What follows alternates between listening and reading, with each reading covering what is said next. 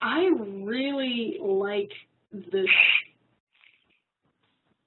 computer that you're using. And I think I'd really like to buy it from you. Do you think that would be okay? I'll just go and find out. Exactly, exactly. Obviously, if some client comes in and wants to like buy your stuff, right?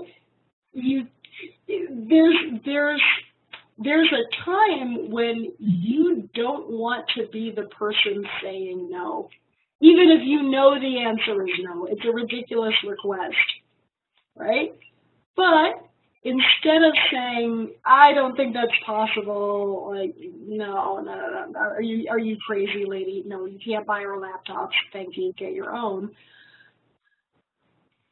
Sometimes you just want to say, I'll just go and find out. I'll be back in a moment, and then you figure out how to tactfully say no, or you blame it on someone else.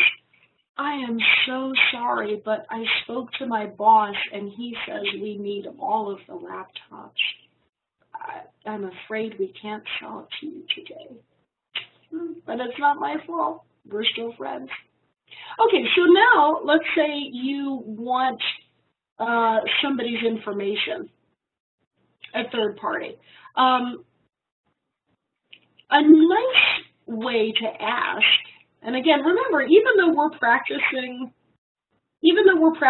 what you say in response, use this language to also learn how to ask questions in polite and appropriate ways for making your requests and asking for what you need.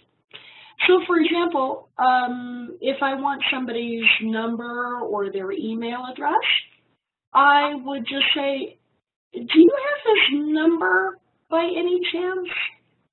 Do you have his email address by any chance? I'd like to get in touch with him directly. Bathsheba, do you happen to have his email address? Hold on, I'll have a look. Exactly. I'll have a look. Hold on. I might have. Great. And Sinai, I wanted to get in touch with that vendor you told me about when I saw you at the conference last week. Do you happen to have this number? I may have.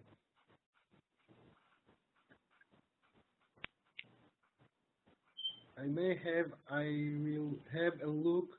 All done. Wonderful. Exactly. So the reason I was like going like like that is because if you say I may have, it just leaves it hanging. So you have to tell me like, okay, so do you or don't you? What are you going to do? Are you going to look for it? Are you going to call me with it if you can find it? What happens next, right? So one of the things to know is that when you are answering in English, it's important to understand the question that is not asked. So, for example, do you have his number by any chance? You could say yes. Okay, but that's not what they're asking. What they're asking is, will you please give me his number, right?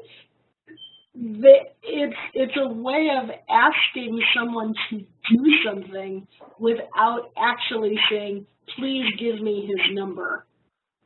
Do you see how that goes? It is indirect, but it's important to know that this is how English speakers pose questions and requests using polite language. Okay, oh my goodness, we're almost done. Okay, and I will go through this.